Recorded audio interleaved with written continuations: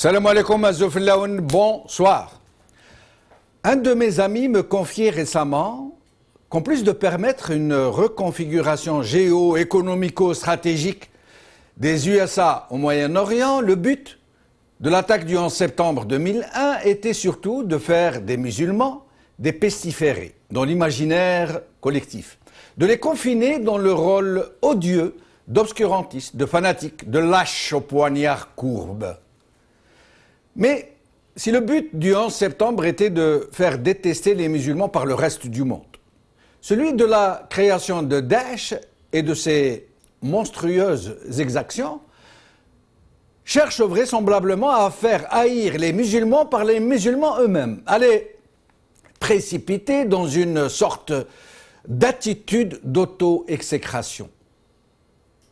Au-delà de ces hypothèses, et non pas de ces théories du complot, puisqu'aujourd'hui on ne peut pas conjecturer de la moindre possibilité sans se faire traiter de complotiste, de conspirationniste, etc. Au-delà donc de ces hypothèses, force est de constater qu'il se dégage de ces tragédies qui se commettent les unes après les autres dans des bains de sang, comme un air de déjà-vu, une sorte de remake. Et pour cause. Puisqu'en Algérie, nous avons connu un phénomène qui fera date dans l'histoire et qui a fait la réputation du terrifiant DRS, le terrorisme pédagogique. Le terrorisme pédagogique a été appelé ainsi par un général du DRS, de la même manière qu'un autre général avait trouvé les sidérants euphémismes d'exploitation et de péremption pour désigner la torture et les exécutions sommaires. Le terrorisme pédagogique a donc consisté à produire, puis à canaliser une grande violence contre les populations civiles pour les punir de leur soutien aux islamistes et dans le même temps à les retourner contre ces derniers. Cette opération, mûrement réfléchie, laborieusement mise en branle, avec la complicité passive de grandes puissances, a provoqué plus d'250 000 de morts. Pas quelques dizaines, pas quelques milliers, 250 000 de morts. Sans réaction internationale notable, si ce n'est la propagande de rempart contre la barbarie intégriste que les politiciens et les intellectuels occidentaux brodaient aux membres de la junte. En fait, pour faire simple, cela consistait à commettre des massacres de masse par des islamistes manipulés ou de faux islamistes pour finir de les discréditer en même temps que remettre le régime en selle. Lui qui s'était improvisé sauveur de la République et rempart civilisationnaire contre le péril vert. Le carnage se passa quasiment à huis clos. Des centaines de membres des forces de sécurité et des forces spéciales ont été choisis parmi les plus obtus, les plus frustes. Ils ont été rapidement formés et conditionnés de façon à en faire des tueurs sans état d'âme. Et ils ont été lâchés contre les civils. Le terrorisme pédagogique a commencé par faire massacrer les habitants de zones rurales qui avaient voté FIS et celles qui étaient suspectées de soutenir les islamistes armés. Au lendemain de chaque opération, des équipes de la télévision publique étaient envoyées sur les lieux du carnage pour transmettre à la population les images de ce qui s'était passé en inscrivant toutefois les massacres à l'actif des islamistes armés. Et il n'est pas question ici de dédouaner ces derniers, ces islamistes armés, puisque dans le meilleur des cas, ils se sont fait manipuler comme des bleus quand ils ne se sont pas engouffrés en piaffant dans des logiques mortifères parce que ça leur rapportait d'une façon ou d'une autre. Aujourd'hui, à voir comment on virait certains parmi eux, comment ils font ripaille au râtelier du régime, on comprend sans peine qu'affairisme et terrorisme riment très bien, et même qu'ils sonnent très bien, en bonne monnaie de sang qu'ils sont, puisque sucer le sang des gens ou le verser revient à la même finalité meurtrière. Parmi ces islamistes de bazar, qui avaient été injectés à leur insu parmi les terroristes du régime, étaient souvent pris vivants juste après les massacres Et en échange de promesses et d'autres, comme de ne pas être torturés par exemple, ils étaient invités à passer à la télé où ils faisaient des aveux publics. La machine de mort était bien huilée et tournée à plein régime. L'impact sur les populations et sur les opinions publiques internationales commençait à se faire sentir. Les massacres se multipliaient, y compris des exactions contre les troupes, même du régime, parce que celui-ci avait intensifié les opérations contre ses propres soldats pour stimuler leur ardeur et leur haine des islamistes. Ce fut la curée. Tous les soldats, les policiers, les gendarmes brûlaient de venger leurs camarades, souvent égorgés, dont on ne retrouvait pas la tête. Pendant les opérations de terrorisme pédagogique, et particulièrement pendant les séances de torture, le régime faisait distribuer à tous ses agents qu'il avait impliqués d'énormes quantités de stupéfiants, dont la fameuse Madame Courage, ou la Bleue, un barbiturique très puissant qui produit un effet particulièrement ravageur chez les hommes. Il se transforme en bête féroce, capable de tuer père et mère sans s'en rendre compte seulement. Le régime avait appris sur le tas, sur un tas de cadavres. Et à ce sujet, je veux rappeler que Daesh utilise la même méthode, la fameuse Captagon. Captagon, ce barbiturique, cette amphétamine puissant qu'il livre, qu'il donne à ses soldats pour commettre à ses soudards des cachets de Captagon qui ont exactement et curieusement le même effet que Madame Courage du DRS.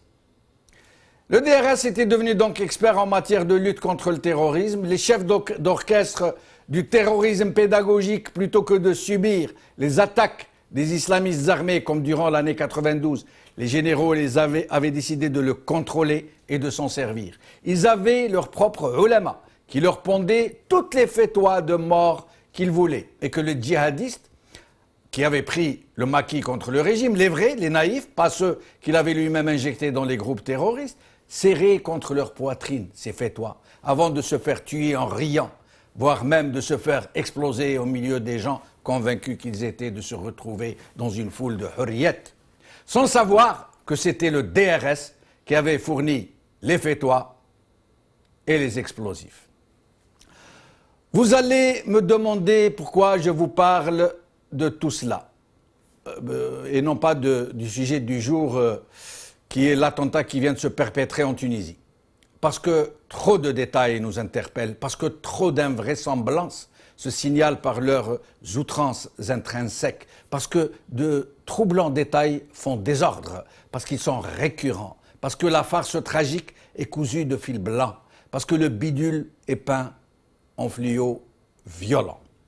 Avec nous aujourd'hui pour en parler, et par ordre alphabétique, Ziad Alouani, militant en société civile à Paris, Nassardine Ben Hadid, journaliste algérien résident en Tunisie, Marie Kortam, sociologue spécialiste des phénomènes de radicalisation, qui sera avec nous par Skype, et Sonia Zakraoui, universitaire, militante politique pour la transition démocratique pour la Tunisie, qui sera elle aussi avec nous en Skype.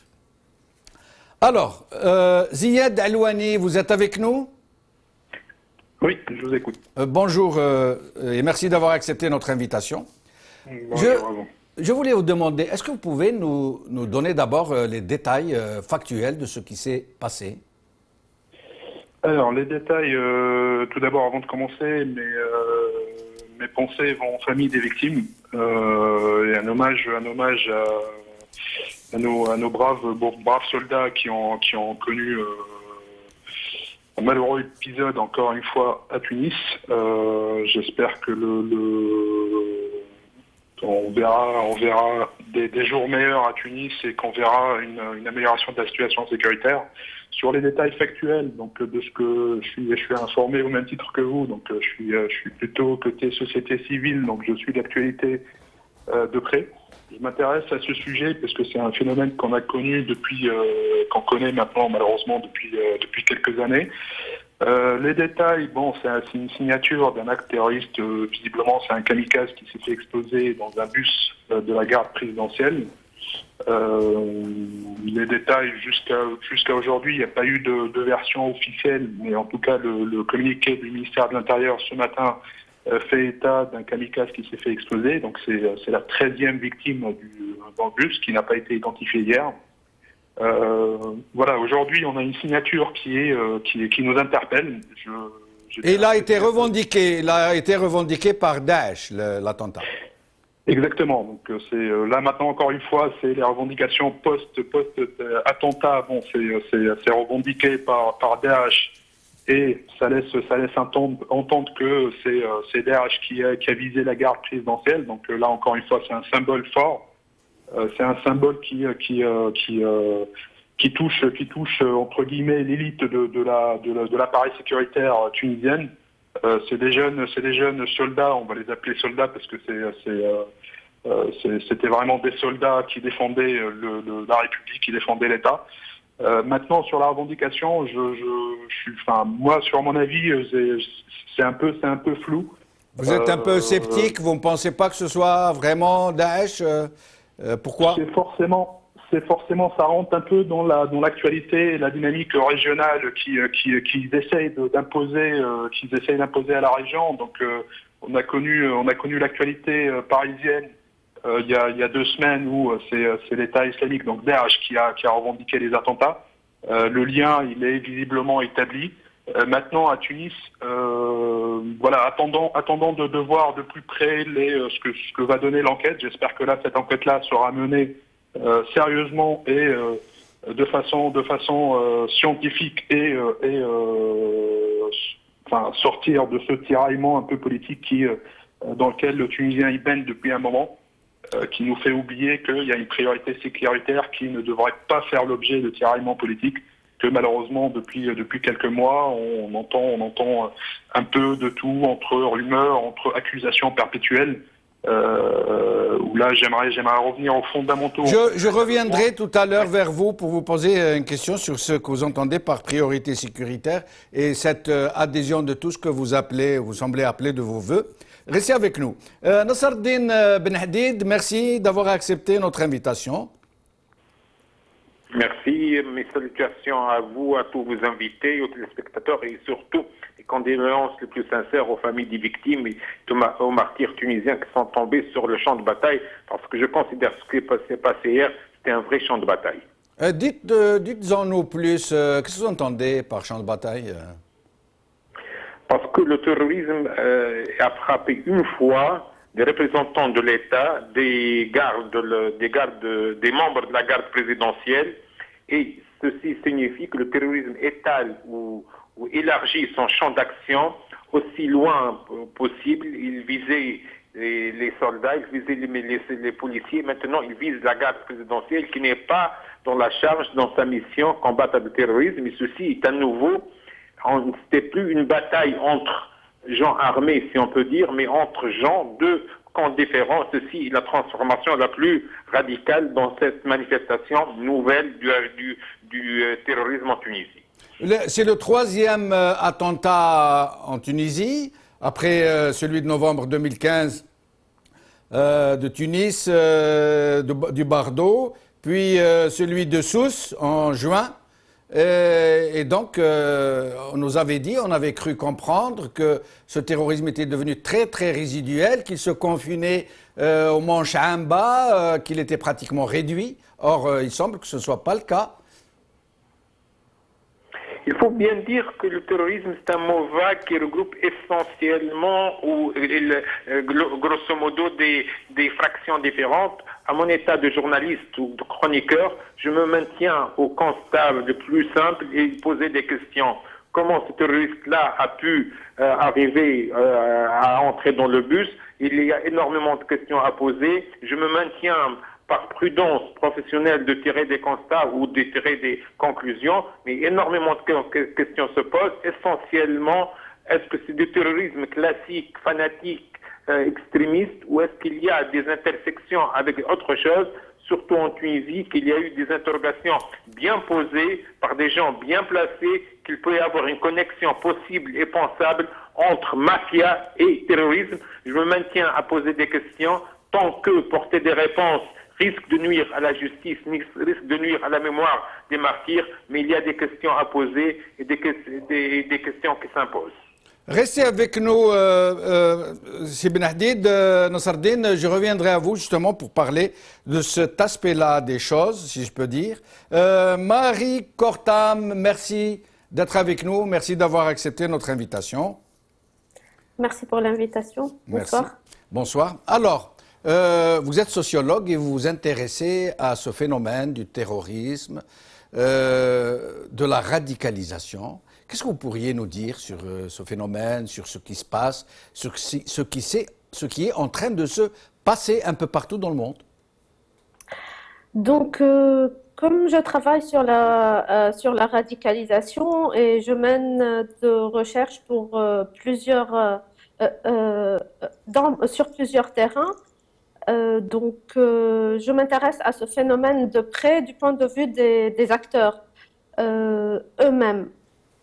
Qui ne se font pas exploser, qui ont mené à un moment donné de leur vie ce qu'on appelle entre guillemets le djihad. Après, on peut le définir de plusieurs façons.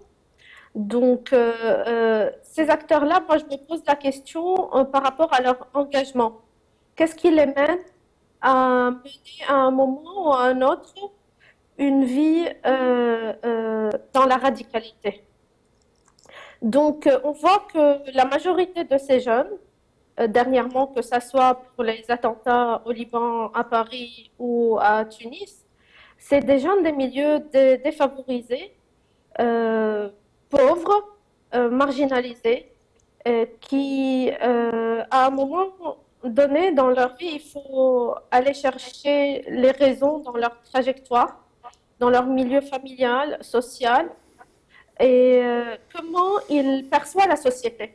Vous semblez suggérer qu'ils sont animés surtout par de la rancœur.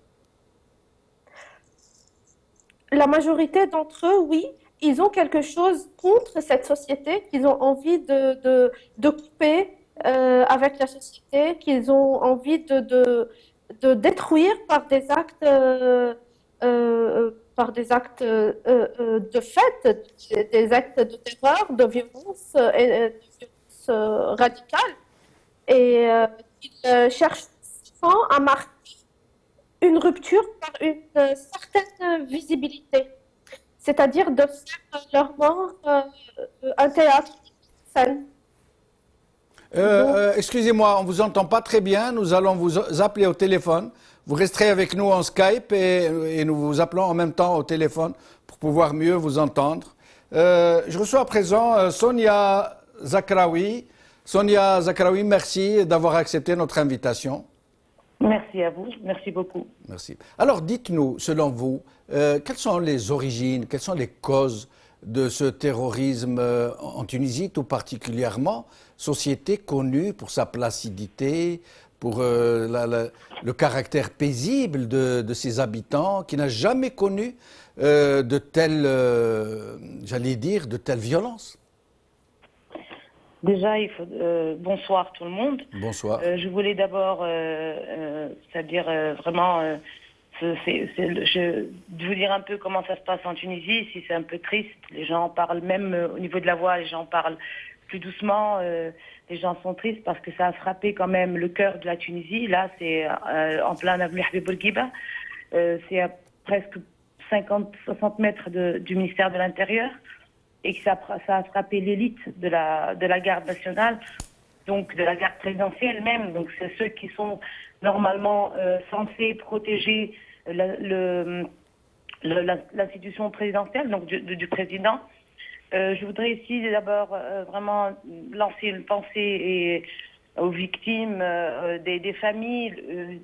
Nous avons de plus en plus de familles qui sont terrorisées, qui ont mal, qui sont blessées. Et spécialement à une famille où le mari est décédé donc dans l'explosion, et la femme qui était enceinte, en apprenant la nouvelle, elle est décédée sur le champ aussi. Donc cette famille, elle est terrorisée.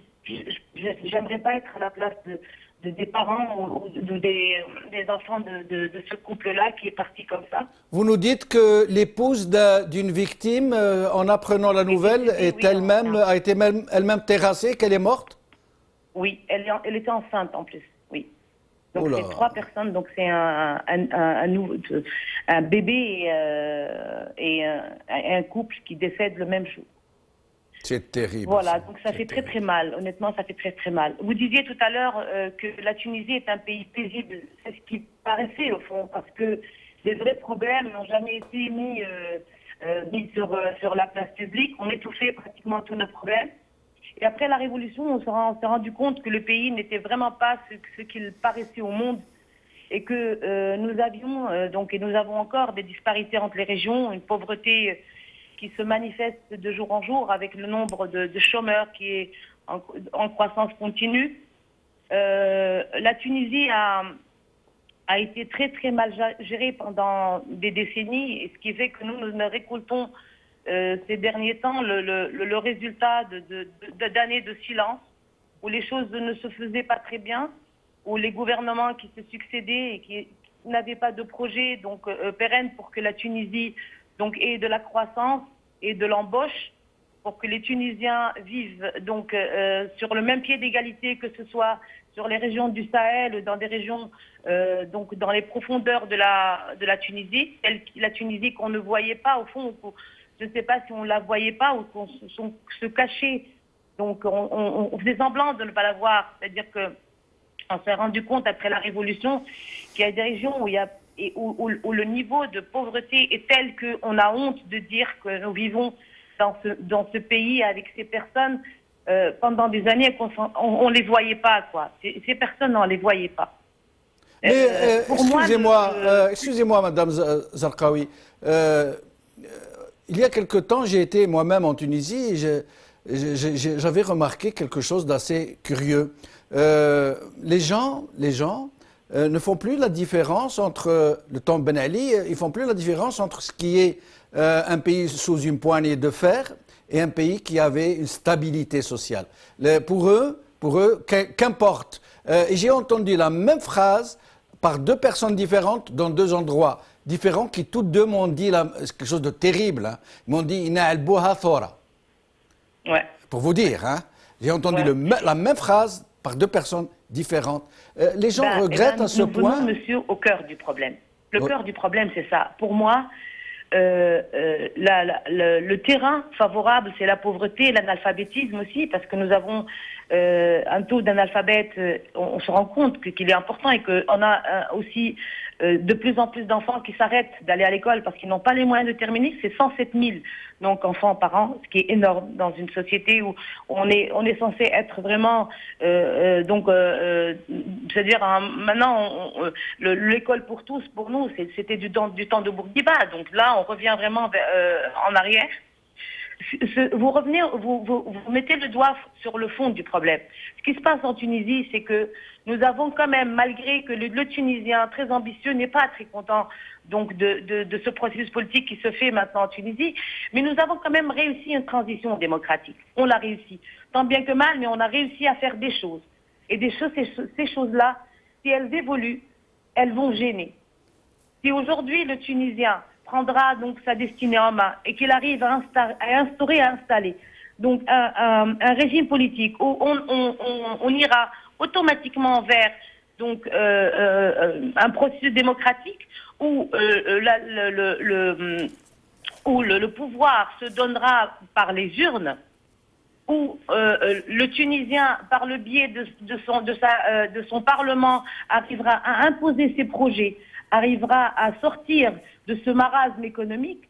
Imaginez que ce processus réussisse, monsieur. Je reviens à vous tout à l'heure, Sonia Zarqawi, pour vous poser cette question justement. Comment arriver à ce que vous espérez, à cette prospérité, à cette démocratie par de vraies urnes plutôt que par d'autres moyens? Comment y arriver? Je reviendrai à vous tout à l'heure. Sinon, je reviens à Ziad Alouani. Ziad Alouani, Sonia Zarqawi vient de nous dire que la transition en Tunisie est vraiment réussie, quoi qu'on dise, mais cependant que le pays va mal. que le nombre de chômeurs explose, que la pauvreté endémique s'y distingue de très loin par rapport aux autres pays voisins, que le pays va mal, que les Tunisiens ne sont pas bien. Oui, alors c'est pour faire un lien avec ce que disait Madame Zakraoui.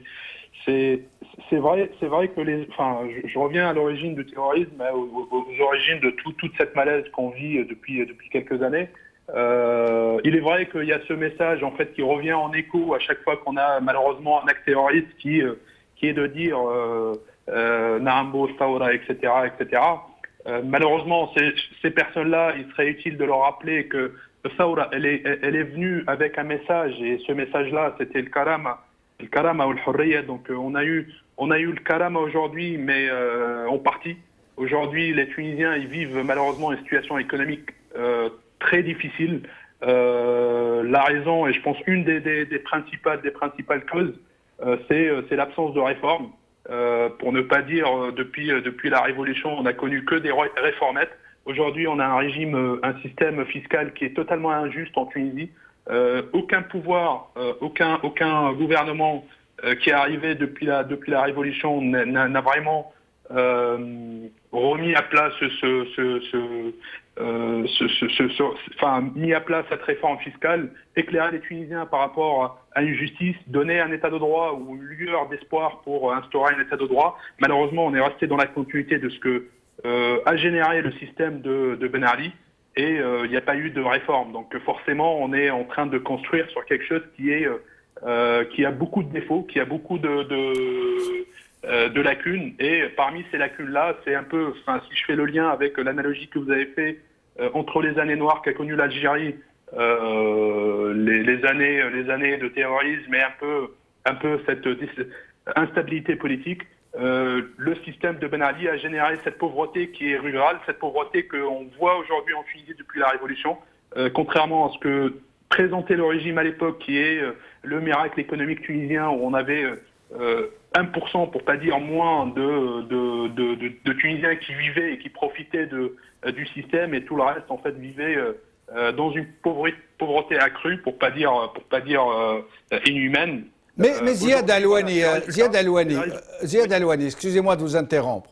Aujourd'hui, certaines régions tunisiennes, l'ouest tunisien et le sud notamment, vivent toujours la même pauvreté, si ce n'est plus. Du moins, les Tunisiens de l'ouest et du sud le disent, le crient, le hurlent même. Ils disent qu'ils restent vraiment marginalisés, que la distribution de la richesse, ou du moins sa répartition de façon équitable, ne serait-ce que par le biais de la fiscalité, est encore très loin, et qu'il reste vraiment des Tunisiens de seconde zone. Exactement. Si c'est pas des Tunisiens de troisième zone, c'est malheureux de le dire, mais c'est une réalité. Pas très loin de la semaine dernière, on a vu le témoignage du frère ou du cousin du berger, je ne me rappelle plus exactement, qui nous a donné un témoignage frappant, qui expliquait qu'en fait, il était dans une zone rurale où il y avait une absence de l'État, où il n'y avait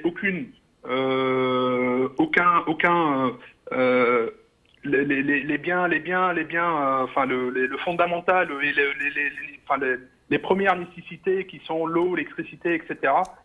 Ils n'y avaient pas accès, et tout ça dans une absence totale, c'est-à-dire malgré, et quand bien même son cousin ou son frère a été malheureusement égorgé par ces terroristes, il y a eu une absence totale de l'État, il n'y a pas eu de manifestation, qu'après 24 heures, je crois, ou 48 heures, où il y a eu un déplacement d'un officiel pour voir les dépouilles. Là, encore une fois, c'est tout ce système-là qui va de la justice à l'appareil sécuritaire, qui était habitué à travailler dans un système politique monoparti où il n'y a pas de débat, il n'y a pas d'échange, avec les médias qui rajoutent un peu leur des fois, entre guillemets, leur irresponsabilité en fait à traiter des sujets sensibles comme ça en plein public, sans vraiment prendre le temps de traiter scientifiquement ou pédagogiquement en fait les questions. Je salue l'intervention de monsieur Benahdi, où il dit je préfère ne pas influencer la justice, l'enquête elle est en cours. Malheureusement ce discours on l'a pas d'une bonne partie de journalistes aujourd'hui en Tunisie. Nous l'avons malheureusement perdu, Ben Hadid, Nasreddin Ben Hadid. Nous essayons de le joindre de nouveau, mais restez avec nous, Ziad Alouani. Je reviens à Marie Kortam. Nous avions été interrompus tout à l'heure. Je vous laisse poursuivre ce que vous vouliez nous dire.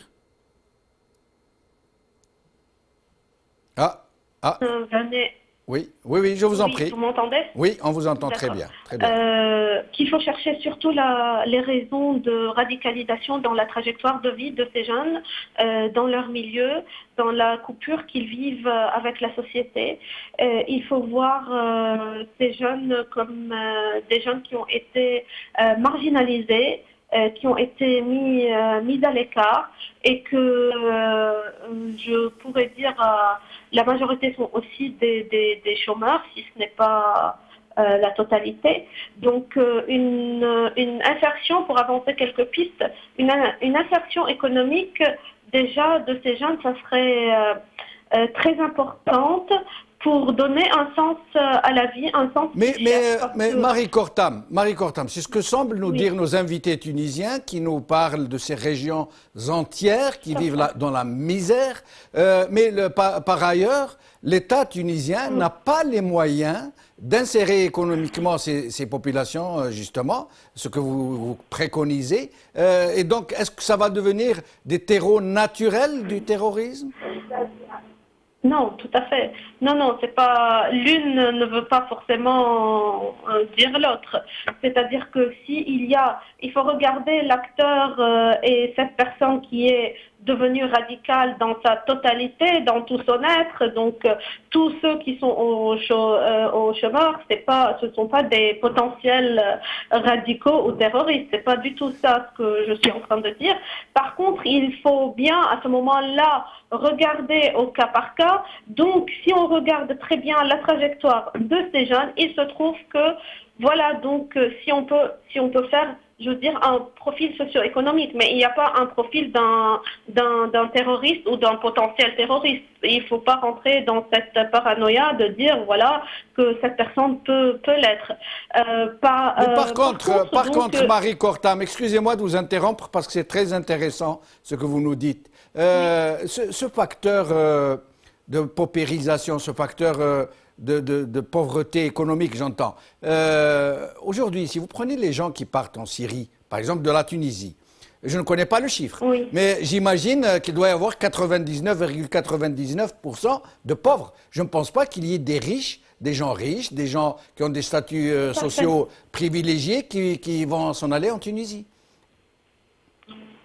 En Syrie, oui, tout à fait. Donc, en Syrie, pardon, oui. Ces personnes-là partent, si on veut parler d'un point de vue psychosociologique, donc déjà pour une certaine reconnaissance, pour comment ils sont recrutés, c'est-à-dire les commanditaires. Maintenant, pour nous, on dit que les commanditaires sont principalement gérés par l'État islamique et que c'est l'État islamique qui revendique tous ces attentats. Soit, admettons que c'est l'État islamique, bien que ici il y a beaucoup de points d'interrogation aussi de mon côté. Donc, ces acteurs qui fonctionnent selon le même mode opératoire, que ce soit donc au Liban, à Paris actuellement, dernièrement, et en Tunisie, c'est un mode opératoire où ils sont recrutés dans une faiblesse qui la rendent visible à un moment donné. C'est-à-dire un chômeur, pour rester dans le même exemple, que tout le monde n'est pas potentiellement terroriste, qui a une forte personnalité, qui a un support social aussi fort, qui a un réseau d'amis donc qui peuvent discuter de beaucoup de choses dans des sujets intéressants et qui sont écoutés, respectés, qui ont de l'estime dans la société et de l'entourage dans lequel ils vivent. Ils pensent jamais à aller trouver une reconnaissance ailleurs et surtout pas de cette façon-là, parce que on est tous des êtres humains et dans notre vie, on cherche à un moment ou à un autre la reconnaissance et la séduction aussi, il faut l'admettre. Donc ces gens-là qui et ces personnes qui ne sont pas reconnues et qui ne séduisent personne, ni dans leur vie personnelle, ni dans le travail, ni dans leur vie familiale. Ils cherchent cette reconnaissance et cette séduction. Ils la trouvent soit donc pour ceux qui ont les moyens et qui sont vite recrutés en Syrie actuellement, donc dans les pays où ils peuvent cristalliser dans l'excès, donc qui est la violence, cette part d'eux pour leur ego, et d'autres le font exploser sur place. Donc, sur place, c'est en commanditant des actes terroristes contre leur ego et leur alter ego pour marquer une rupture dans la visibilité, une mise en scène, parce que ils n'ont pas pu avoir une place dans dans tout ce qui est bénéfique dans la vie, d'être utile dans la société. Donc, ils préfèrent se retirer. Mais tout se joue vraiment à des fractions de secondes pour décider, parce qu'une fois dedans, une fois dans ce mode opératoire, si on aime et si la personne prend conscience à un moment ou à un autre, je pense que la marche arrière est très difficile après. Et vous pensez que ces jeunes qui rejoignent Daesh pensent se réaliser, pensent recouvrer une identité à laquelle ils n'ont pas pu accéder, un statut, une reconnaissance, ils pensent devenir séducteurs de cette société qui les a toujours marginalisés? Vous pensez qu'en se faisant, ils acquièrent une nouvelle personnalité, une nouvelle structure mentale?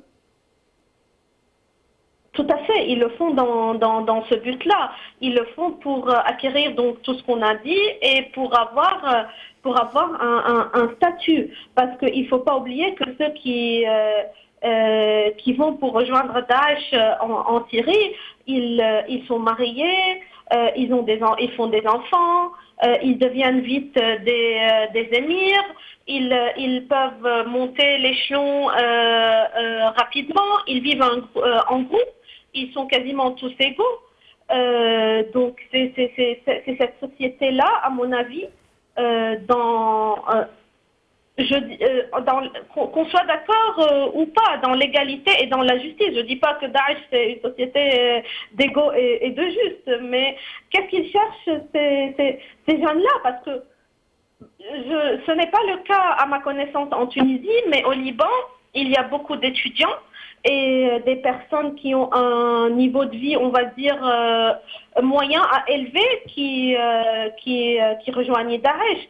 Et ces personnes ayant interviewé quelques-uns d'entre eux, ils cherchent un autre sens, ils cherchent des émotions, des sensualités autres dans la vie. Donc, c'est vrai que... Mais Marie Kortam, ces gens-là, à la limite, ils risquent leur vie. Il y en a même qui se font sauter, qui se font exploser. Ça veut dire qu'il doit y avoir dans leur tête autre chose que juste être dans une représentation de leur propre identité. Est-ce qu'ils ne croient pas plutôt en ces fatwas qui leur promettent le paradis, qui leur promettent qu'ils seront ceux qui n'ont jamais été dans cette vie, ailleurs dans notre vie? Alors, tous ceux qui font le djihad encore au nom d'Allah, c'est-à-dire ils le font au nom du sacré, ils sont plus dans notre monde, c'est-à-dire tout ce que nous on vit de tout ce qu'on parle, ça, ils ne le comprennent pas et ça ne les intéresse pas trop. Mais il faut savoir aussi que ceux qui vont pour le djihad ne sont pas tous prêts à se donner la mort et à devenir des kamikazes. Il y en a ceux qui sont prêts et d'autres qui font vraiment pour lutter pour une vie meilleure. Donc, parlons de ceux qui se donnent la mort, qui se font exploser et qui explosent d'autres. Justement, ils ils sont plus dans cette vie terrestre. Ils cherchent un mode de vie comme ils ont échoué à l'avoir sur cette terre, dans l'au-delà. Marie Cortam, tout à fait, par les restez fatwas. avec nous. Restez avec nous. Je reviendrai à vous tout à l'heure parce que vous sembliez douter de la paternité de Daesh sur cet attentat. Je vous demanderai de nous en dire plus, de nous dire le fond de vos pensées. Je reviens à Sonia Zakraoui. Sonia Zakraoui, vous êtes avec nous? Oui, oui, oui, je Alors, suis là. vous militez pour une vraie transition vers de vraies élections, vers plus de travail pour les gens, vers une prospérité, vers une vraie justice, vers une vraie dignité. C'est très bien tout ça. Mais dites-nous comment vous pensez que la Tunisie pourrait y arriver? Bien. Alors, d'après moi, premièrement, et ça c'est la première des choses, c'est que le Tunisien doit lui-même choisir comment il doit résoudre ses problèmes. Là, maintenant, en Tunisie, tout le monde intervient. Donc, ça devient une plateforme où tous les services de renseignement sont là, toutes les institutions internationales sont là, et on parle de plus en plus de la libanisation de la Tunisie. Donc là, la première des choses, j'estime que la Tunisie a des cadres qui sont assez compétents pour pouvoir juger de l'avenir de son pays. Donc les Tunisiens peuvent eux-mêmes donc établir un programme économique, établir un programme social et donc arranger leur avenir selon notre conception de voir les choses et selon donc nos moyens et nos moyens et l'adapter à notre société, sur notre société. Ce qu'il y a, c'est qu'aujourd'hui, en Tunisie, personne n'a essayé d'éradiquer la corruption. Donc pour moi, corruption, blanchiment d'argent et contrebande donc vont de pair. Tu ne peux pas aujourd'hui essayer d'éradiquer donc le terrorisme sans pour autant éradiquer la corruption, sans pour autant éradiquer donc le blanchiment d'argent et la contrebande. Ici en Tunisie, maintenant, nous devenons une plateforme. Donc, je ne sais pas si vous êtes au courant, mais en Tunisie, aujourd'hui, donc sur les plateaux télé, nous sommes en train de revoir les mêmes journalistes qui, il y a 5 ans, étaient là pour donc la voix de la dictature et qui défendaient la dictature. Aujourd'hui, ces mêmes journalistes sont dans les télés et ils sont en train de nous donner des leçons donc de démocratie, de patriotisme, de citoyenneté. Ça aussi, c'est pas normal. Donc, un Tunisien moyen qui est chez lui et qui regarde, il se dit, qu'est-ce qui a changé? Rien du tout. En fait, en Tunisie aussi, il faudra que, tout à l'heure, vous avez fait signe, vous avez dit que l'État n'a pas les moyens. Non, c'est pas que l'État n'a pas les moyens. L'État fait de mauvais choix. Aujourd'hui, le tourisme, par exemple, quand il y a eu les problèmes, les attentats, donc du Bardo et de Sousse, donc on a voté une loi pour donc dédommager les hôteliers et les aider, alors que les agriculteurs demandaient la même chose et personne ne l'a fait. Donc cette injustice aussi, il faudra qu'elle s'arrête. Donc comment voulez-vous qu'une transition réussisse ou bien aboutisse quand le citoyen tunisien voit que les corrompus n'ont pas été jugés, quand le citoyen tunisien voit que donc pour n'importe quelle décision, donc il y a des interventions de l'étranger, quand le citoyen tunisien voit que son vécu de tous les jours est en train de régresser et que son pouvoir d'achat est en train de régresser, donc ça, ce sont des raisons qui nous poussent à vraiment nous dire si la transition démocratique n'est pas en danger en fait. Sonia Zakraoui, que pensez-vous de la déclaration sans équivoque de condamnation par Ghannouchi de ces attentats terroristes? Ben, c'est normal. Tout le monde condamne ces attentats. Moi, vous savez, tout le monde voudrait aujourd'hui dire que c'est la Narda qui est à l'origine du terrorisme. Moi, je dis que c'est pas ça. Au fond, ce qu'il faut dire, ce qu'il faut vraiment se dire, c'est que pourquoi ces attentats touchent... je vous donne un détail, par exemple. Aujourd'hui, on dit que les explosifs qui ont été utilisés sont des explosifs d'origine militaire, que les militaires utilisent. C'est un détail qui fait très très peur. Si aujourd'hui on va commencer à douter de tout, douter de nos institutions militaires, de notre institution militaire, douter de nos institutions financières, douter de l'institution de l'État, qui est derrière je sais pas, on dirait qu'on nous pousse vraiment à douter de tout et à ne plus avoir confiance en personne. Et du coup, on sera là à attendre que on nous dicte notre conduite et qu'on nous mette sur des rails et qu'on revienne aux pratiques d'antan. Mais justement, Sonia Zakraoui, est-ce que vous doutez que Daesh soit vraiment derrière cet attentat ou est-ce que ça vous semble tout à fait normal, que c'est bien Daesh? Moi, j'ai d'autres questions. Je ne sais pas si vous vous posez les mêmes questions. J'estime que toutes les personnes qui ont quand même un minimum de bon sens se posent ces questions. Qui est ce Daesh? Qui est cet État ces monstres qu'on a rassemblés dans un territoire et qu'on donne en plus? Le drame, c'est qu'en 6 mois ou en 1 an ou en 2, ces monstres deviennent un État qui a une économie, qui exporte du pétrole et qu'il y a des nations qui achètent le pétrole de Daesh. Qui est ce Daesh qui, il y a 2 ou 3 ans, il n'existait pas et qui existe maintenant en tant qu'État? Alors que la Palestine, depuis maintenant des dizaines d'années, réclame un État et personne ne la donne. Qui est derrière cet État? C'est qui ce Daesh? Et comment ce Daesh arrive à communiquer entre eux? Donc, les satellites, les communications entre eux, comment ils arrivent à communiquer de la Syrie en Libye, en Tunisie, et qu'ils arrivent à carrément perpétrer des attentats terroristes en plein centre-ville? Qui les aide? Vos questions sont une très bonne réponse. Restez avec nous jusqu'à la fin de l'émission. Je reviens à Ziad Alouani. Vous parliez de priorité sécuritaire. Vous pensez que le moment est venu pour toutes les mouvances politiques en Tunisie de faire consensus, de faire chorus autour d'un même consensus pour retrouver la paix en Tunisie?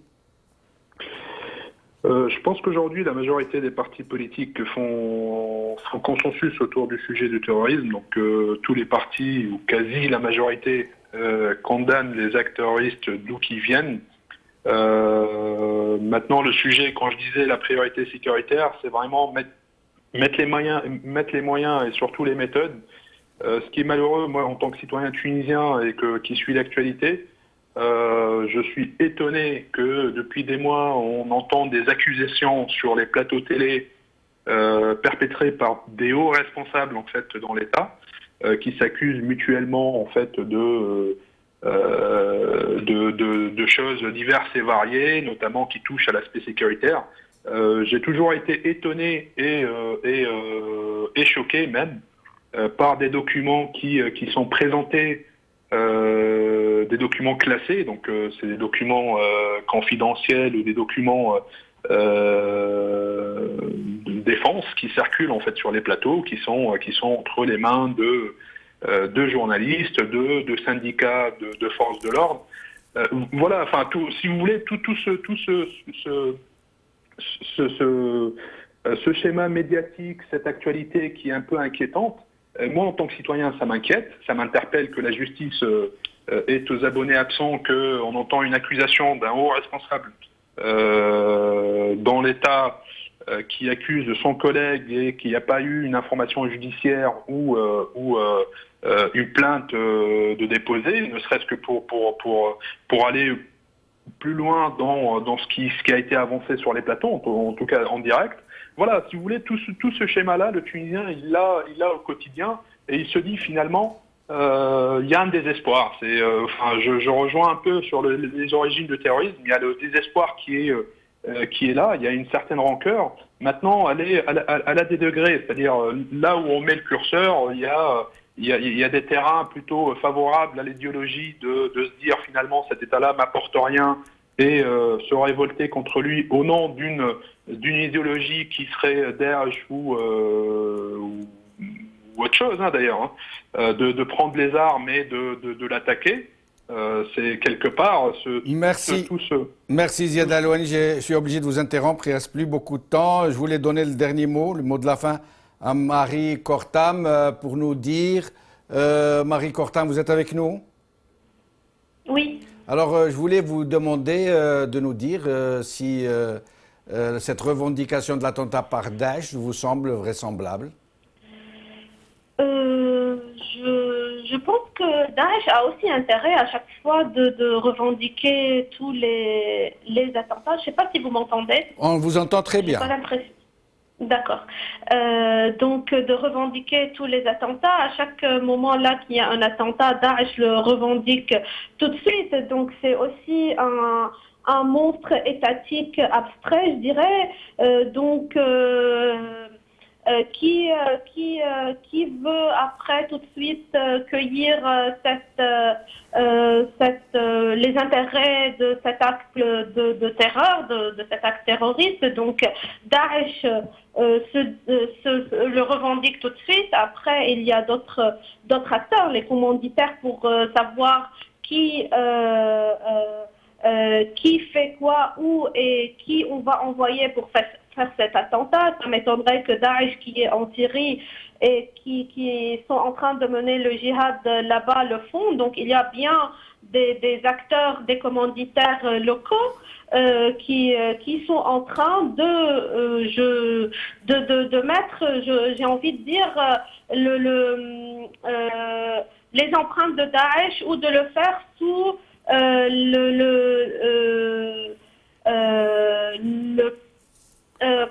le parapluie de Daesh. Merci, merci Marie Kortam. Je suis obligé de vous interrompre, il ne nous reste plus beaucoup de temps. Merci Ziad Alouani, merci à Nasreddin Ben Hadid, que nous avons malheureusement perdu. Merci à Sonia Zakraoui. La moindre des choses que nous pouvions faire était de nous poser des questions, de poser des questions. Non pas seulement sur le factuel du terrorisme, mais sur ce qui le sous-tend. Esprit critique plus que jamais, ne plus réagir par la seule émotion, parce que c'est exactement cela qui est prévu par ceux qui tirent les ficelles, ne plus gober tout ce qui est livré en kit. Le moment est venu peut-être de poser des questions sur ce terrorisme qui se déchaîne contre des innocents, ce terrorisme dans la gestion des ressources humaines consiste à recruter quasi exclusivement des délinquants, des refoulés, un terrorisme dont on commence sérieusement à se demander à qui il profite. Merci à vous de nous avoir prêté votre aimable intention. Salam alaikum, qawala khair, salam.